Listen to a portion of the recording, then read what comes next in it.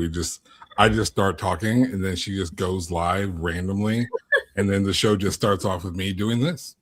Yeah. Horror thrives where people are trapped by landscapes, belief systems, or their own limits. Today's guest understands that kind of fear intimately. Jenny Kiefer is the author of This Wretched Valley, a novel that turns the wilderness into something watchful and cruel, and Crafting for Sinners, which finds terror hiding under fluorescent lights and religious certainty.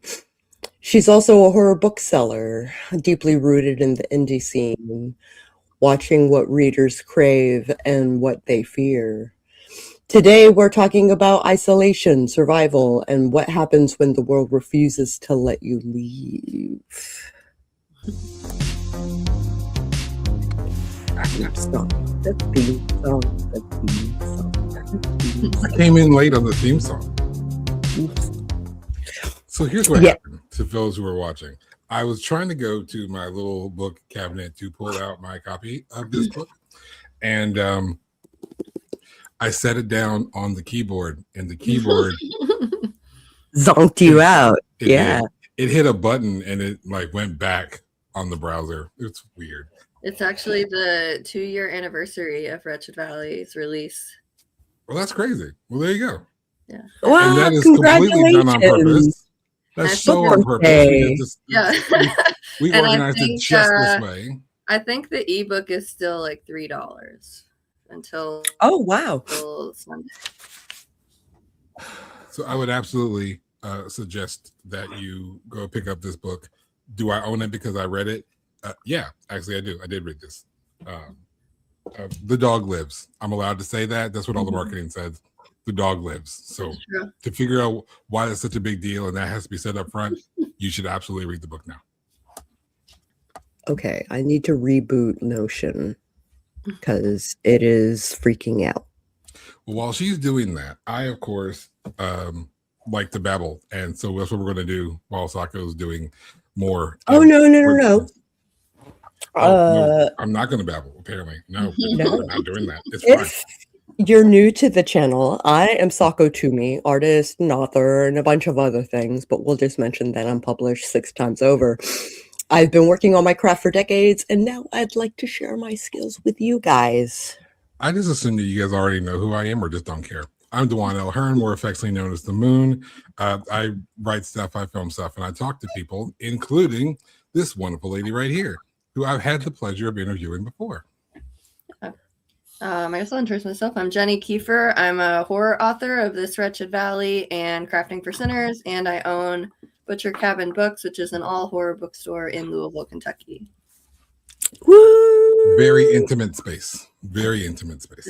Yeah, we're trying to expand, but our team is very small, and my business partner, who is my mom, had hand surgery at the end of October, so that makes it very hard. That's going to hold some things back.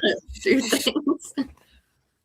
You hold this really interesting position in the writing space in general, but particularly in the horror world, where you work with independent authors. You're traditionally published, and not only do you write, but you also sell. So you're familiar with what the writer wants to put into their writing, but also what people are buying on the other end. And you have firsthand knowledge of literally all of that.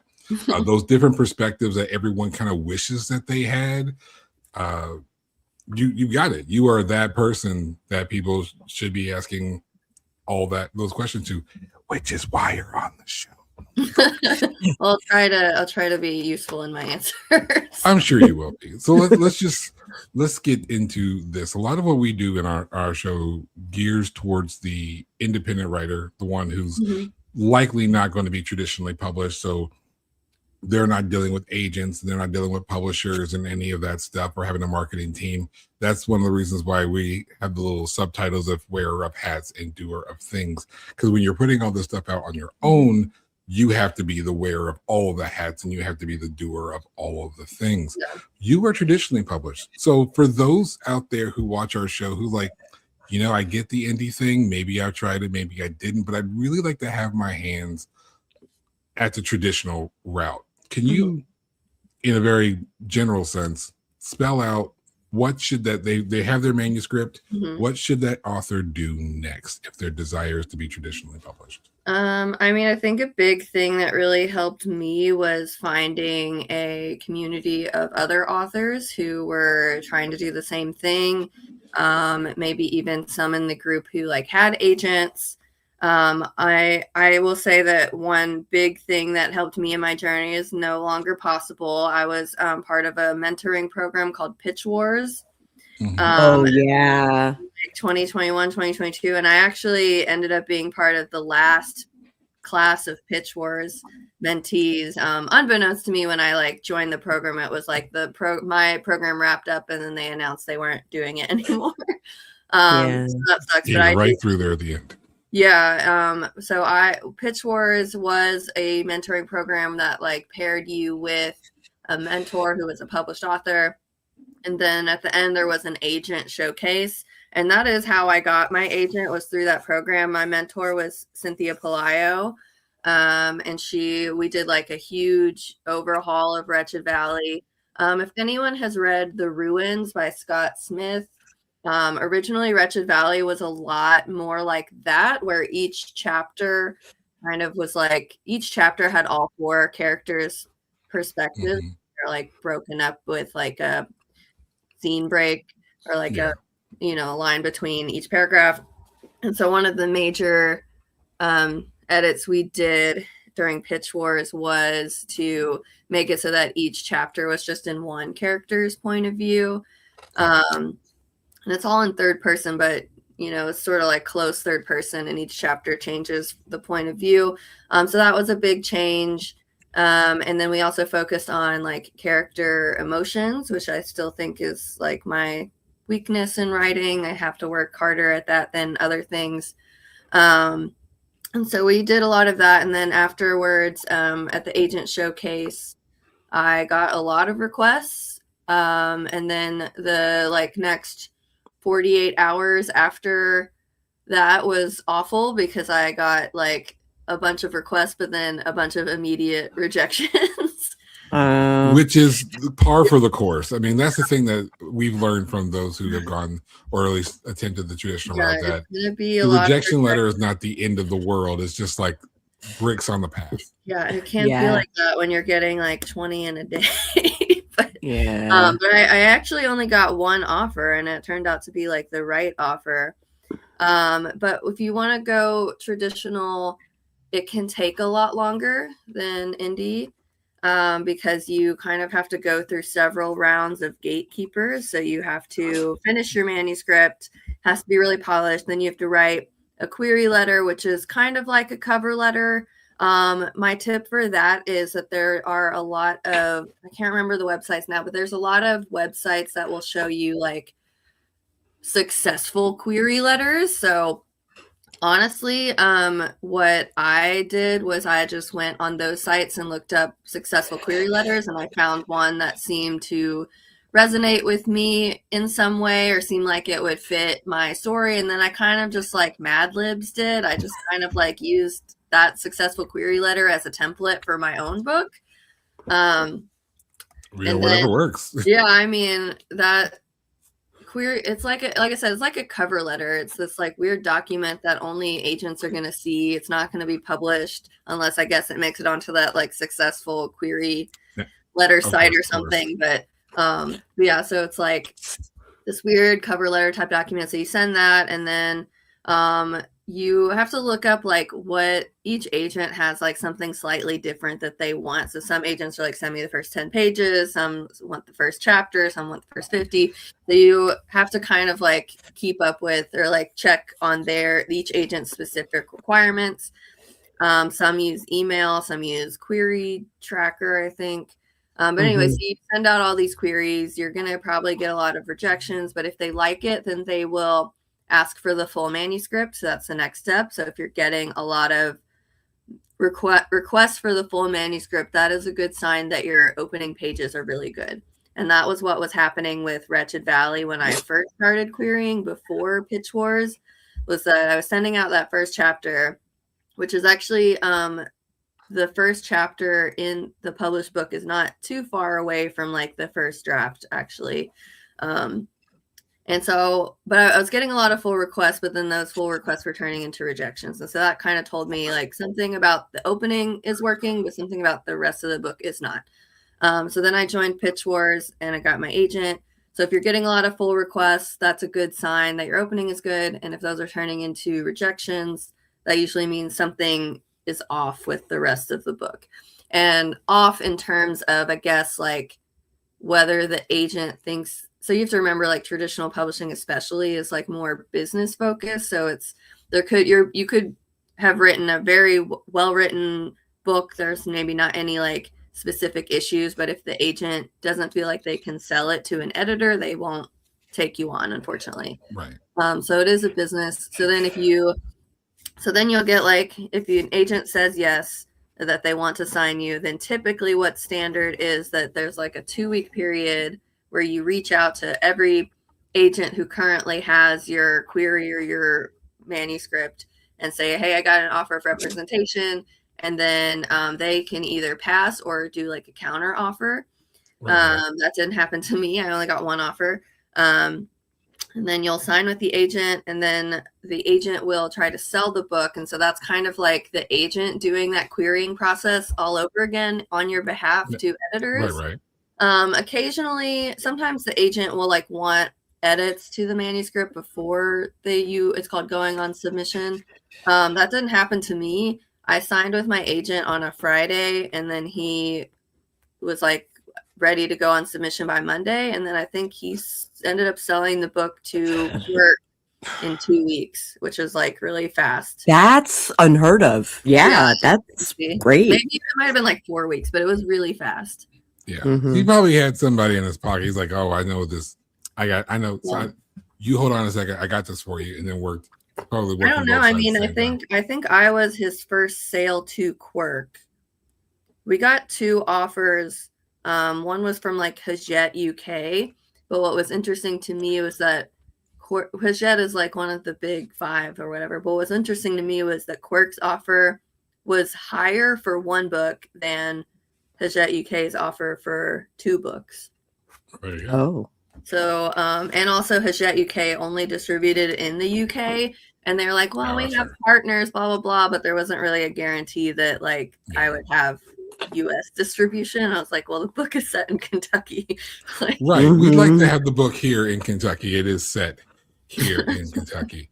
So see what I'm saying? There's a lot of information up front. And I think the important part out of what you just said, well, the things that I really took away from that is you still saying that there's something in your writing that you feel like you still have to work on. You have 2 books out now, and you still feel like I can grow, I can change. So don't let, if you feel like you have a hang up, don't let that stop you from putting your work out, moving forward in the process.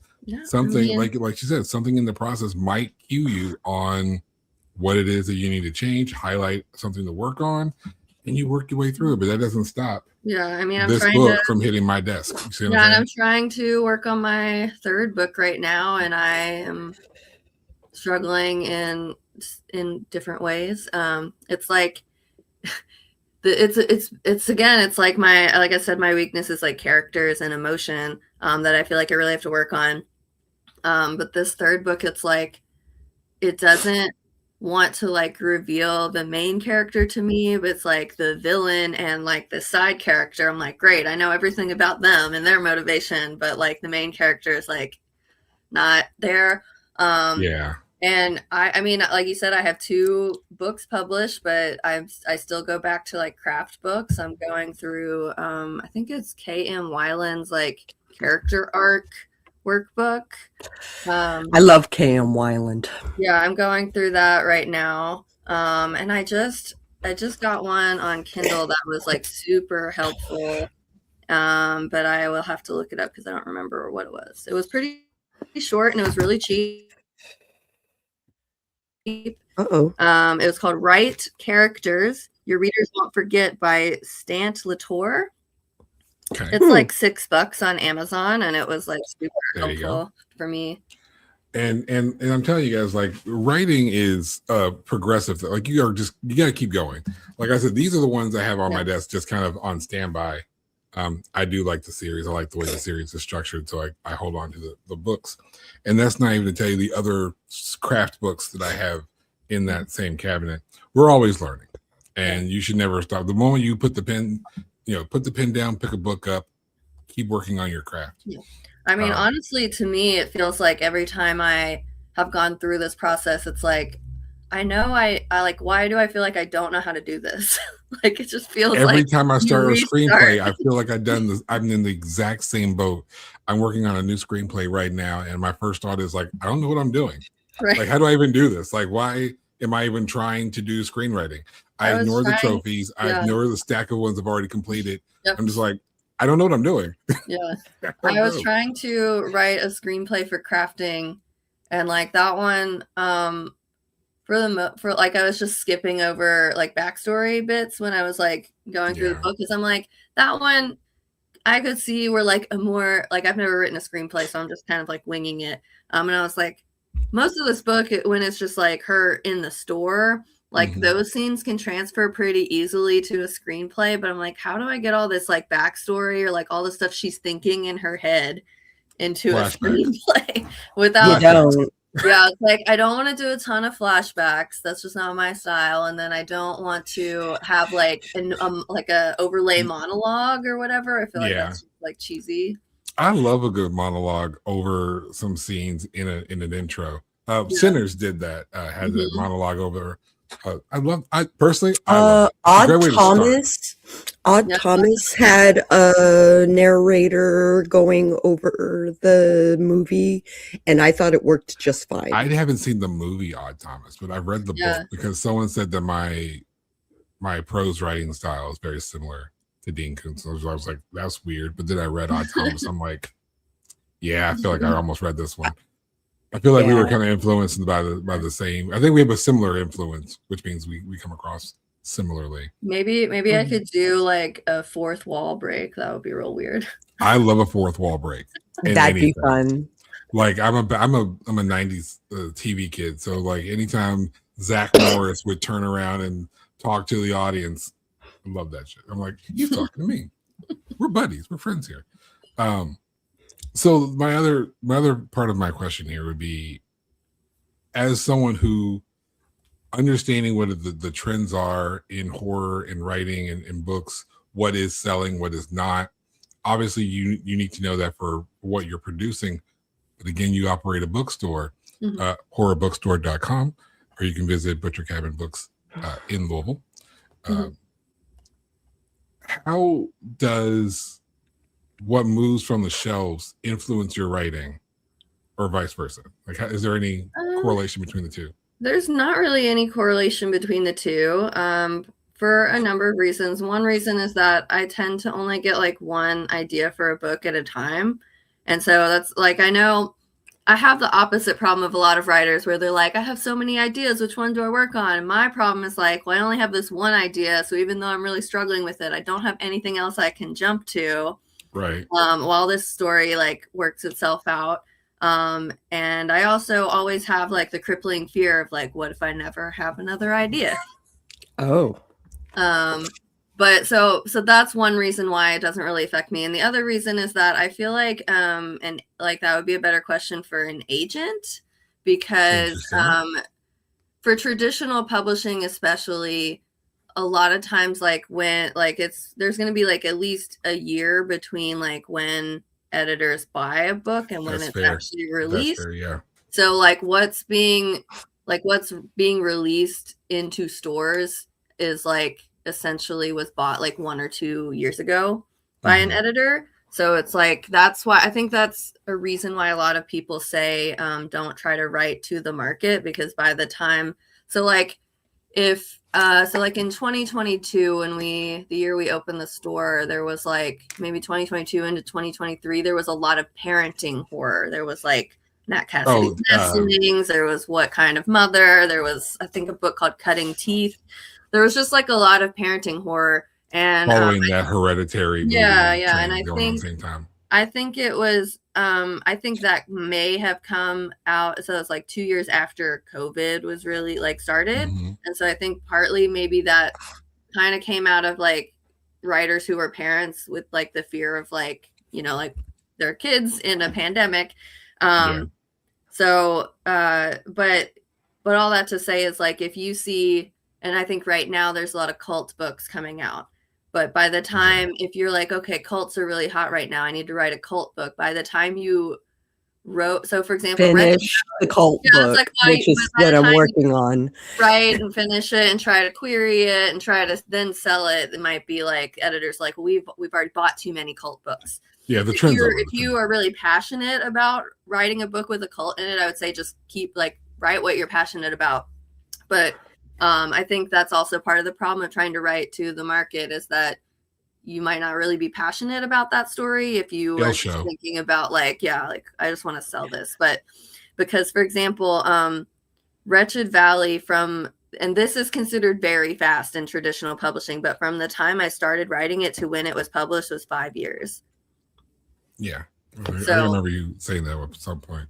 Yeah. So that was maybe like 3 year at the 3 year mark was when it got sold to Quirk. And that was another 2 years before it's published. So yeah. I think it's one of the most important things is like,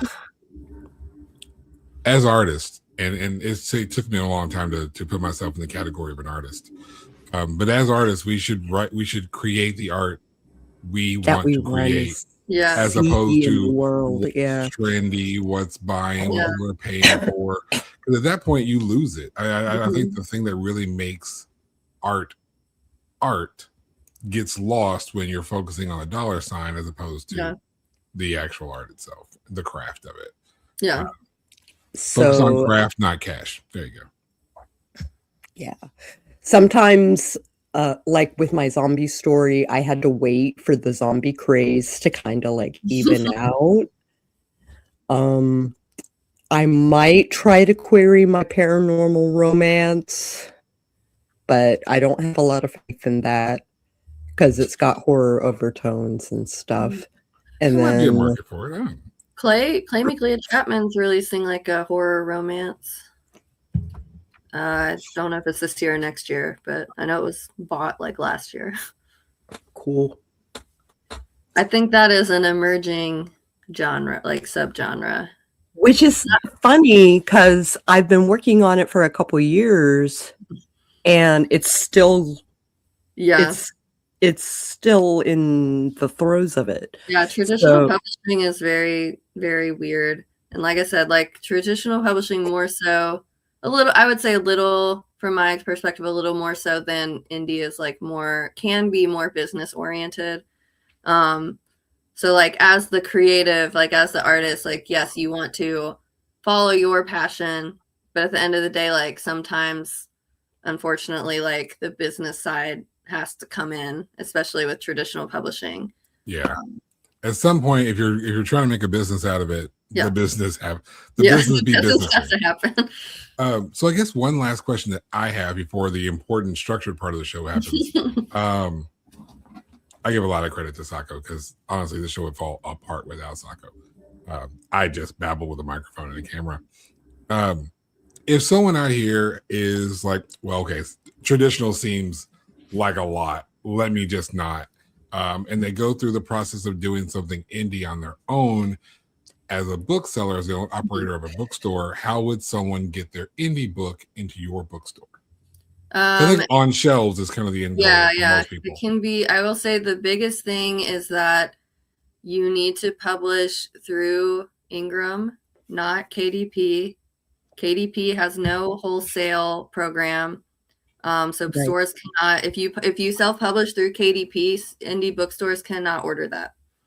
The only way we can order that is to order it at like the same price that you set it to on Amazon. Like we would just be making a regular Amazon purchase order, and then we'd have to mark it up like 40% to make a profit. So you want to put it on Ingram. You want to, the best chance is to mark it returnable and have it as like the regular discount, which for us is like 40%, but I think I know some people who like publish, like I know a small press who publishes with Ingram. And I think like for them, it's like they get like 45% of the sale. So there's like this like 15-20% that I guess Ingram kind of keeps. Yeah, for like but you get to set the price. But so those are the big things. Honestly, like it can, and there's just I think it's like really difficult. And that's one of the reasons why I wanted to go traditional, is because I'm not good at like marketing myself in a business, like in a sales way. Like I prefer to do weird marketing stuff. Like I set up a hotline for Wretched Valley that you can actually call. And so like I like to do that kind of weird marketing. I was starting to set up a website for like there's a fake podcast in Crafting for Sinners, and I like started working on a website, but I just ran out of time and haven't completed that. Still can. I still can. I need like. I'm sure will help you if you want to do some random podcasty things. I think maybe I'll try to work on that. I think the biggest hurdle is that I need a female voice to join me, because I wrote scripts for fake podcast episodes, so I need someone with a female voice. I'm not out of that. Like white podcast ladies. I had a lot of fun writing the fake podcasts and like making fun of the true crime genre. Yeah, that sounds great. But so marketing, anyway, so what I was trying to say was for indie sales, I think one thing you can do is see if your local bookstore, like your local indie bookstore, has a consignment program. So at Butcher Cabin Books, we're kind of like a little bit on pause while we try to expand, because we're honestly just like out of space. But see if your local indie has a consignment program, and then the way that, and that's like probably and go in person and like bring like an ARC or bring like a copy of your book, and like see if you can like make a relationship with the booksellers there. Like actually patronize your indie bookstore. Don't just like go and walk in and be like, sell my stuff, and then not buy anything. Yeah. So try to build a relationship with your local indie, see if they have a consignment program. And that's a good way to like get your books on their shelves. Because honestly, like I know, and like I said, we're honestly just like really stretched for space right now, but we get so many emails that are, like from indie authors. And unfortunately, like at least for our store, we're very tiny and we cannot stock everything. So I think it is difficult to get it on the shelves, but I think the best way is to like go in person, build a relationship, and that way. And I think a lot of indie authors that I know have success going to like conventions and like sort of building an audience that way. And then I think once you have a larger audience, like then another way could be like once you've built up your readership, if like those readers go into their stores and like request the book. Yeah, there's a lot of power in having not so much you trying to sell your book to places, but other people saying, hey, this book, you should have this. Can I get this book from you? There's a lot of local small bookstores in Louisville, not just Butcher Cabin. I actually live in the south end of Louisville, so I'm a lot closer to Foxing Books. I talk to Kelly a lot. And so you go in there when they have events, you go in there and you buy their products, have a relationship with the person.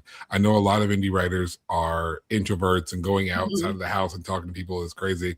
Have that extroverted friend who is going to go with you or go on your behalf. Bring a small team. And it's amazing because these are all really just cool, honest people. I met Jenny.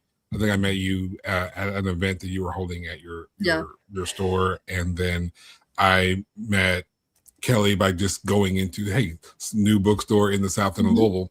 We want to make sure we put some money into the South End. So you meet people that way. But I also have seen you at the Louisville Book Festival, things like that. There was a panel that you conducted at a brewery somewhere recently. There's all kinds of book events that will be in and around your area, wherever you are, and it's best to just go. Yeah. If you care about books, if you care, especially if you're a writer, you should care about how books are out there in the world, in the market, particularly in your local spot. Be out You there. know what's funny is I have to leave town to find an indie bookstore. Which is fine because they're towns that are close to me, like within a half an hour, 45 minutes, something like that. But yeah, I have intention of walking in with a ARC and we need our own talking mugs. to.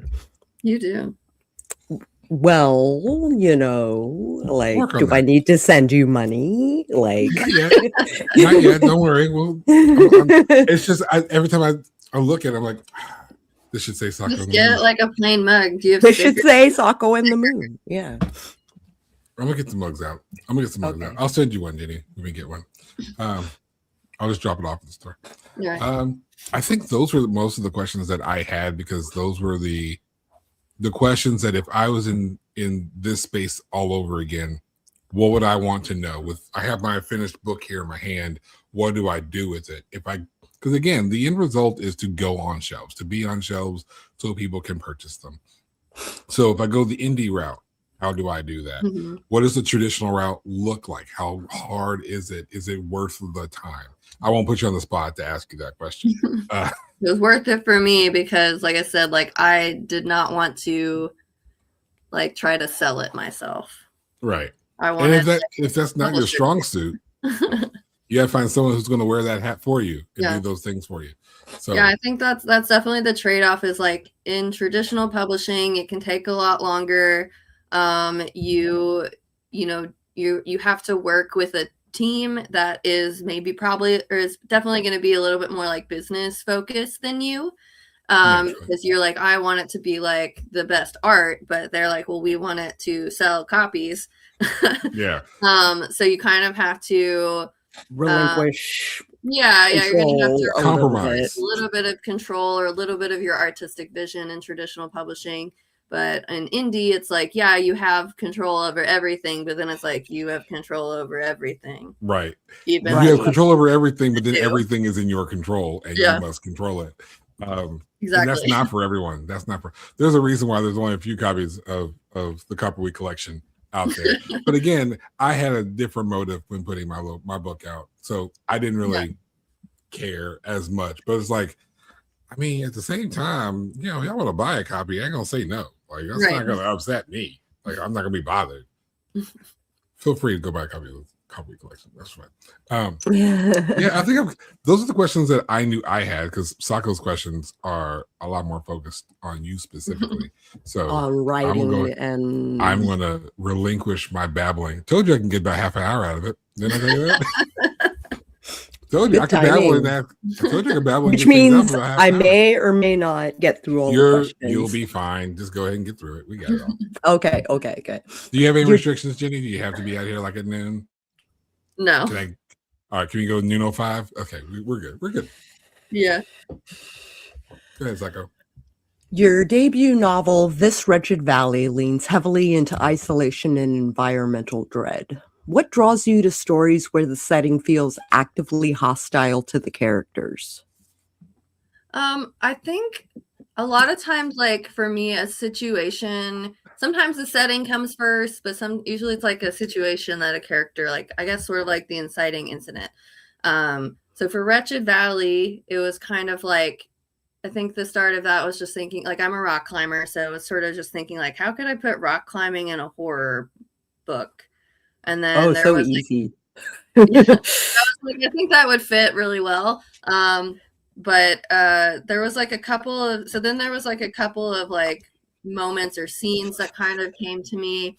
So like, I won't reveal where this is in the book. If you've read it, you'll know. But there was once, so I just had like an idea came to me where it's like, well, what if a character like goes to climb a wall and then they find themselves just like sort of magically, like supernaturally encased by rock, and so then they're like trapped, and the only way they can get out potentially is to climb.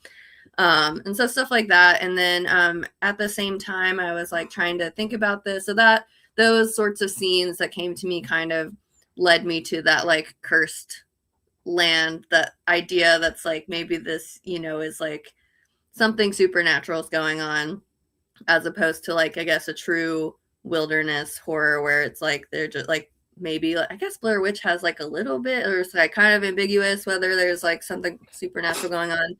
Yeah. But yeah, as opposed to, I mean, I guess Castaway, like that would be a true wilderness where it's just nature got you. Yeah, You yeah. got by nature kind of thing. Like, there was a storm, Which is- or trees blocked the road, or Yeah. stuff like that. Avalanche. Yeah, I It's- think the setting is a lot easier. Like I said, my strength is not characters or emotions right now. I'm getting better at it, but it's still something I have to work on. But I think like setting, especially for Wretched Valley, the setting was not that difficult because I've been climbing outside. Like I've been to Red River Gorge several times. So when I was doing research, I would also watch stuff like Free Solo, which is like honestly the most terrifying film I've ever seen.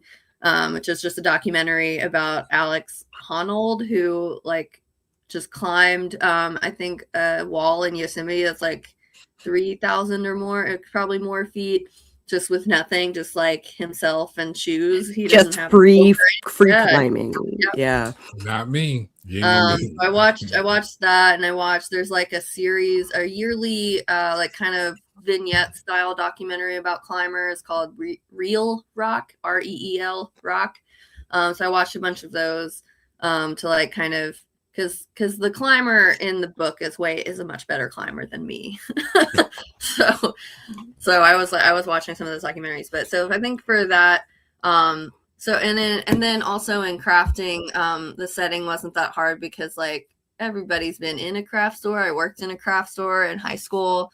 So I think actually like for my third book, the setting is a little bit harder because it's set in a garbage dump. And so that's like, I don't have any personal experience with garbage dumps. And also it's difficult because anything could be in a garbage dump. So Everything's in a garbage dump. Yeah, everything and anything could be in a garbage dump. So it's like, do I make the garbage dump kind of magical and it like presents an object that my character needs at like that moment, or you know, like I would do that. Yeah. So that's one thought I'm having, but then I'm like, I don't know, it's just weird because to me, I always find research very helpful. But it's been difficult to research this because in my story, it's just an open air garbage dump. And a lot of the research that I'm finding is about landfills, which is a lot different. That's not the same thing. Yeah. Not the same thing. And also a lot of the research is very scientific, and it's like, here's the percentage of methane emissions. And I'm like, that is not useful to my fiction horror novel. Or is it? I mean, we'll see how the methane is affected. But yeah, I think in my first two books, the setting was a lot easier to think of and to sort of twist. I think it was maybe more fun to make a craft store sort of actively hostile than wilderness. Taking something mundane and adding a horror element is kind of my jam. Yeah. It's really fun. One of my favorite books is Horror Store. Mm-hmm. So it's just like if IKEA was evil. Yeah. Or excuse me, an IKEA like Yes, store. exactly. An IKEA like store.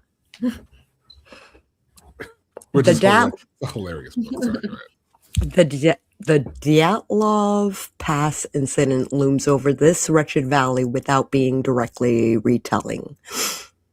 How do you approach using real-world mysteries as emotional inspiration rather than narrative blueprint?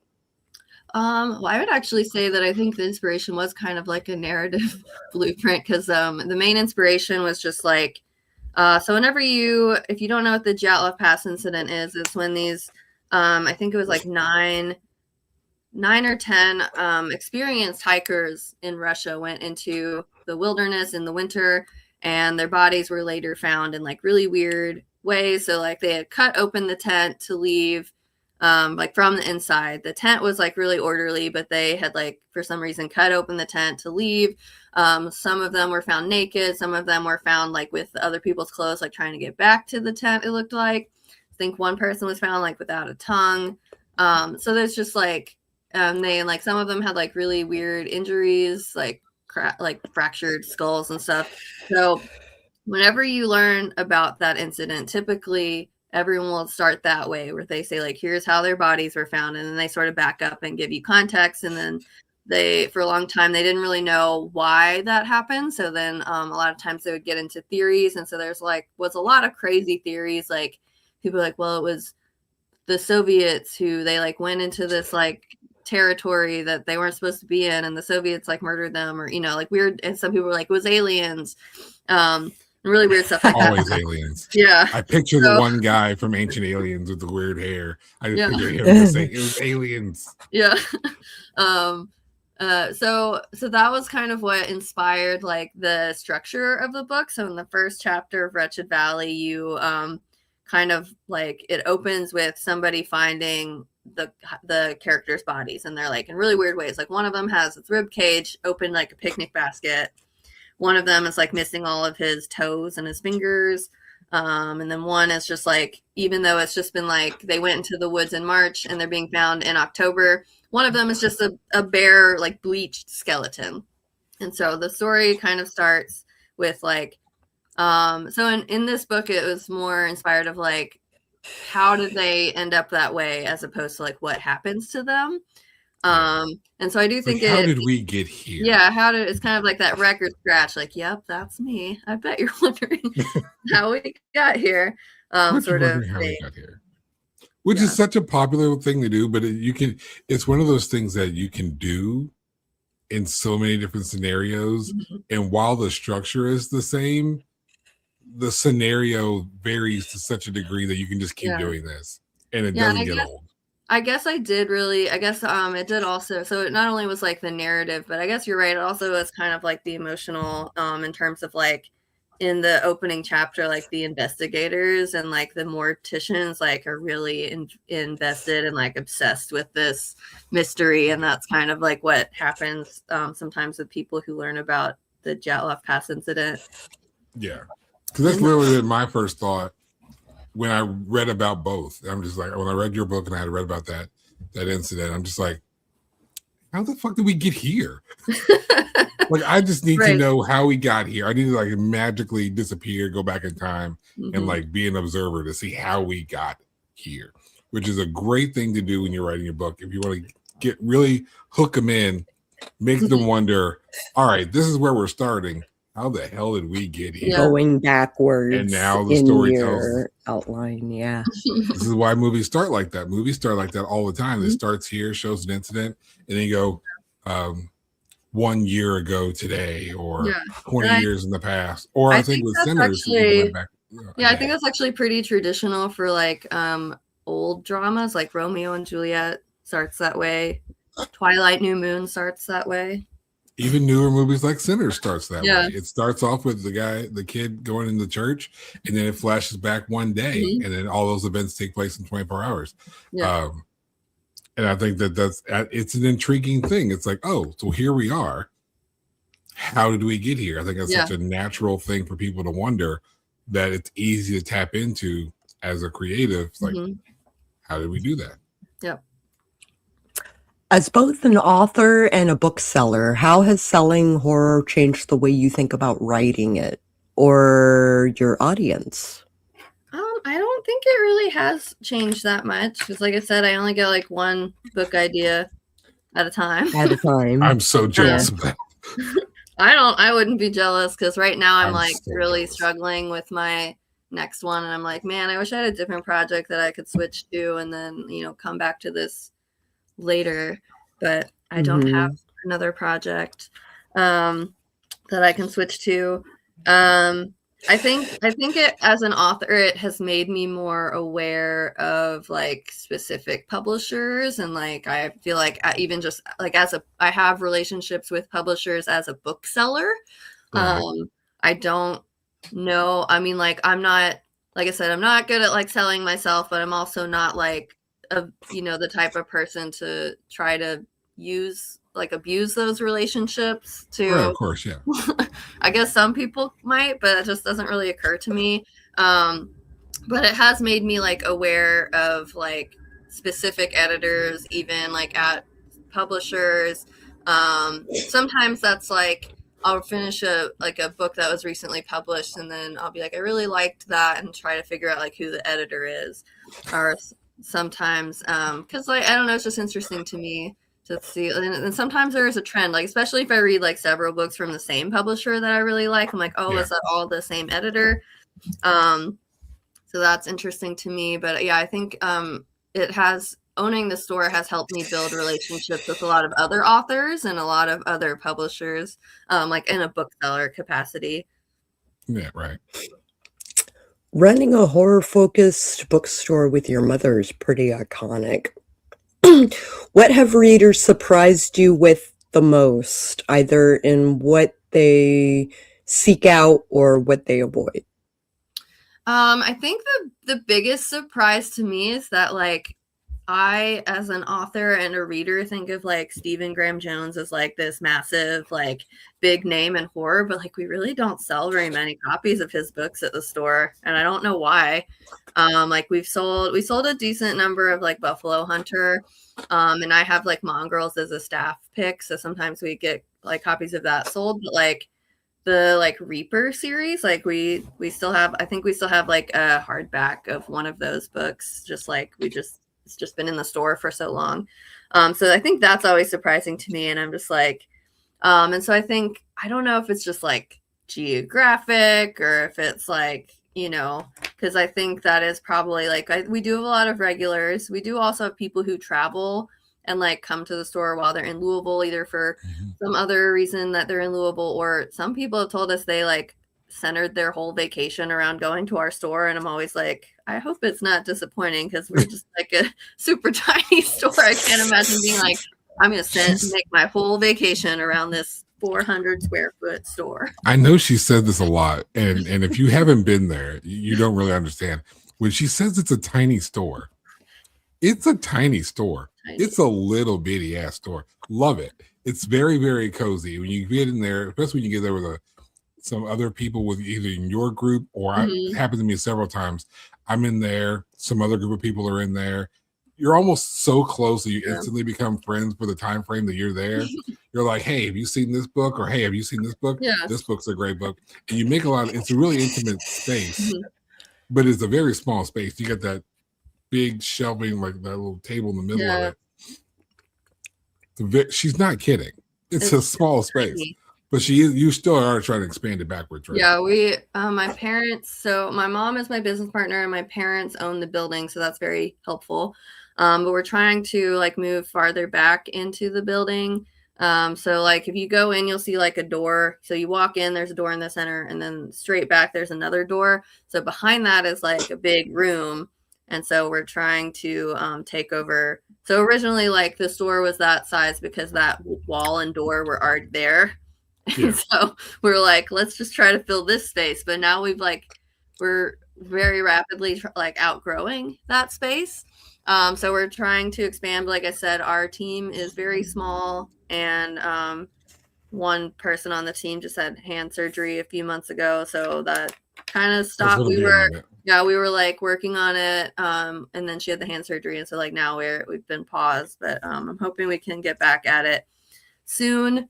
So we can expand and have more books and more. I think the biggest thing is like more room for events, because right now it's like I think the largest event we had was with CJ Lead, and we like had to put a cap on like how many people could be there because the space is so small. And so I'd love to be able to like go into the back and have like a larger space for event, and not have to be like, well, do we need to like go to a different location for an event? Or many of your stories center queer protagonists in extreme situations. How do you approach writing queerness as an integral part of your character rather than as a thematic afterthought? Well, I think part of that might be, I mean, I have to, like I said multiple times, like I feel like I have to try really hard with character. But I'm bisexual, and I kind of learned that, or I realized that about myself, like kind of late in life. And so I think partly it's a lot of writing for me is kind of like is a venue for me to explore things about myself, whether that's like anxieties I have or parts of my identity. So I think like Ruth was kind of a way for me to, in a way, explore that side of myself. I have been very fortunate in that I have not experienced like persecution from like my direct family and friends like she did. But that's, I guess, always a fear that could happen at some point. I don't anticipate it happening to me, but I don't know. It could. You never know with the world's weird, man. Yeah. Queer visibility is a big thing, right? Especially among the LGBTQ circles. Yeah. So I get it. Like, representation has always been something that's really important, regardless of what's being represented. It's always important to put that in our works, in our spaces, and support for one group of people to support other groups of people, even if we don't, even if there's not a Venn diagram there. Just like, hey, I understand the struggle. Got you. Yeah. And I think in terms of and so like when I'm writing, I think a lot of times people will ask me, or like I'll, see a question that's like, I write a lot of body horror and gore. I really do enjoy writing that, weirdly. And so I think like a lot of times people ask me like, well, how do you know when the line is or whatever? And I don't really think about it that way. I think about it more like, how does it serve the story? That's it. And so I think that's how I also try to approach like the characters and like their identities. So Ruth in Crafting for Sinners is also diabetic. And so when I was writing that, I'm not diabetic myself, but I have family and friends who are, and my dog who passed last year was diabetic for 3 years. And diabetes in dogs is similar to type 1 in humans in like how it functions. But obviously, like he was a dog, he just got like the like prescription food kibble twice a day and like his insulin. And like humans are going to be more complex than that. They're not going to. I mean, maybe there's like a human diabetic kibble, but I don't think that many people. I haven't seen that. I haven't seen it at Kroger. I haven't seen that at Kroger. So, but like even approaching that, so I knew like putting that in to the character was like a risk, and I knew I wanted to get it right if I was going to do it. So I think like when approaching queerness, approaching any part of the story is really like, how does it serve the story, as opposed to like, like making it like, I guess, sort of at the forefront. So even with gore, it's also just like, I don't really think about like limits. I just think about like, well, how does it serve the story at this moment in time? So for example, her diabetes is going to affect her as she's running around the store and getting injured. Her blood sugar is going to be going up and down. And so like, that's obviously going to affect her like physically, but I don't know. I tried to make it very realistic and just like a part of her that she's aware of, and not just like, I guess, shoehorned in. Yeah. Do you have anything left you'd like to promote? I mean, you can, if you want signed copies of Crafting for Sinners or This Wretched Valley, you can order those from Butcher Cabin Books at horrorbookstore.com. And you can also order any new stock at horrorbookstore.com. We do if you go in the store, we have used books, but we don't list those online. So you can get used books at the stores. Right now, I think our event calendar is pretty light, but we always do something big for Independent Bookstore Day, which is going to be in April. And just check our Instagram, which is at Horror Bookstore. I think if you search like Butcher Cabin Books on Facebook, you'll find it there too. Yeah. And then we post events and stuff there. Was that all your questions, Sako? No, but we're approaching the hour, and I picked and chose. So I have these 5 rapid fire questions. Okay. And just at the top of your head, I'm just going to fire them off. And at the top of your head, you know, she loves this part. Okay. Creepiest setting, deep woods or abandoned building? I'm going to say abandoned building. More unsettling, religious horror or cosmic indifference? Religious horror. A trope you secretly love but won't admit publicly? A trope? I don't know. I'm bad at tropes. Come back to that. Let's cycle that one around. One horror book you wish more people talked about? Which you kind of mentioned before, but... I think I'm going to say... Oh, what's this? Now I'm going to forget. It's called The Marigold by Andrew F. Sullivan. Ooh. I think it came out a couple years ago. When writing gets hard, you push through or walk away?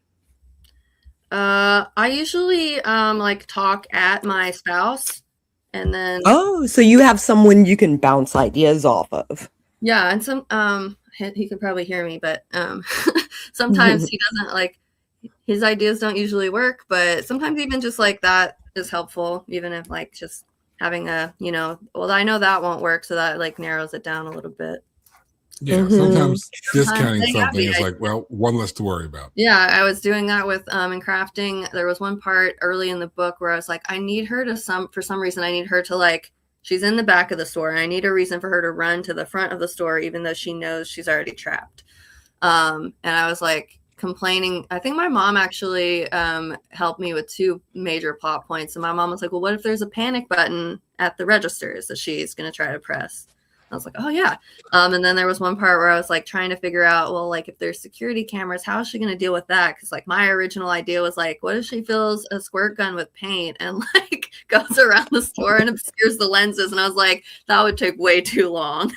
And my mom was like, what if she cuts the power somehow? And so I was like, oh, yeah, what if there's like a broken outlet or something?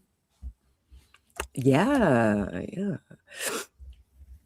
That was our five rapid fire questions. Yeah. Thank you so much for... I still don't have a trope. Still don't have a trope. Maybe my trope is like I kind of like liminal spaces, or like,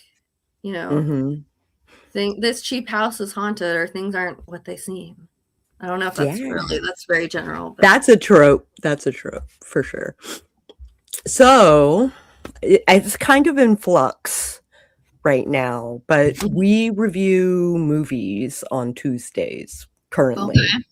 That might change. Mm-hmm. If you were to recommend a movie for us to review on Tuesday, what would you recommend? Ooh. I think have you done Slacks? SLAXX. No. You should do Slacks. It's retail. Where can we find it? I think it's on Shudder. When I watched it, it was on Shudder. I think it's a Shudder original. The premise is basically like a haunted pair of pants terrorizes a like, I don't know what store it's making fun of. It's like a high-end like retail store. Maybe what is it? Like maybe like American Apparel. Like an Abercrombie kind of thing. Yeah, it's like this high-end kind of like retail store that sells like jeans and t-shirts, but it's like the employees all have to wear like the most recent, they have to buy the most recent like product. Okay. That sounds like Aeropostale or American Eagle. Yeah, so it's basically like a haunted pair of pants is terrorizing like the staff of this like clothing store, and it sounds really dumb, but it's really fun, and it's actually like very well written in my opinion. I have a bonus question for you. Mm-hmm. Like we talk about on this show, like some of our guilty pleasure horror movies that we know are bad. We know they're bad, and if we introduce them to somebody, they're gonna be like, what the hell did you just make me watch? It's so bad it's good. Yeah. What is your, oh my God, what did you just make me watch movie? If I sat with you and as the movie's over, I said that to you, what movie did we just watch? Knowing with Nicolas Cage. Yeah. Surprisingly, I liked that movie. And I hate Nicolas. I do not like Nicolas Cage. I like Nicolas Cage, and that's why I watched it. But honestly, like that was I don't. It's probably because I'm like a big reader and writer, but I am very good at like one of my stupid talents is watching a movie, asking a question, and then the movie immediately answers that question. Same. But Knowing is probably one of the only movies I can think of where I legitimately did not know what was going to happen next. Like the definition of EE at the end is what got me. I didn't see that one coming. It's just like the movie's like 12 years old. Like there's so much happening, and it's just so over the top. It's a Nicolas Cage movie. I expect that. Yeah. Well, and it's like, but he's like Face Off is also one of those movies where it's just like it seems like it was two drunk guys being like, yeah, and then what if this happens? What if they switch faces? And you're just like, but you can still like where the story's going. But Knowing, I was like, I have no idea what's gonna happen. Mm-hmm. Are you cutting me off, Sako? At some point, she was going to do this. Like she was going to get to the point because I've moved shows to like 105 and like a minute 5 or an hour 5 or an hour 10 or an hour 50. Listen, that was a good episode. That was a good episode. Don't hate me for that one. That was an hour 50, but yeah, we had almost 2 hour episode. It was pretty good. Oh, wow. But this has been an absolute pleasure. It's always fun when we get a chance to sit and talk. Shout out to your mom. She's an absolute sweetheart. Hope she's feeling better with her hand. Yeah, I'm glad you made it onto the show. Yeah, thanks for having me. For all your insights. Let me know if you watch Slacks. Oh, we will. We'll hunt it down and we'll do the review. We might even send you an email if you're free. We might let you have you join in. That would be fun. Yay! Okay, should I wrap it up? Yeah, I guess. I guess. Okay. Like we got things to do or whatever. Horror isn't just about monsters. It's about pressure, belief, and the places where people finally crack. Jenny Kiefer's work reminds us that terror doesn't need to be a spectacle. It just needs the right conditions and nowhere to run. Whether she's writing The Wilderness, a retail maze, or the quiet dread of being watched by something unseen, her stories linger long after the last page. Jenny, thank you for joining us and keeping your horror intimate, relentless, and deeply human. Oh, thanks for having me. This was fun. That's it for today's episode of Sako in the Moon Horror Podcast. Thank you for joining us as we explore the strange, the dark, and the creatively terrifying. Remember, stay bold, stir fear, and keep the shadows near.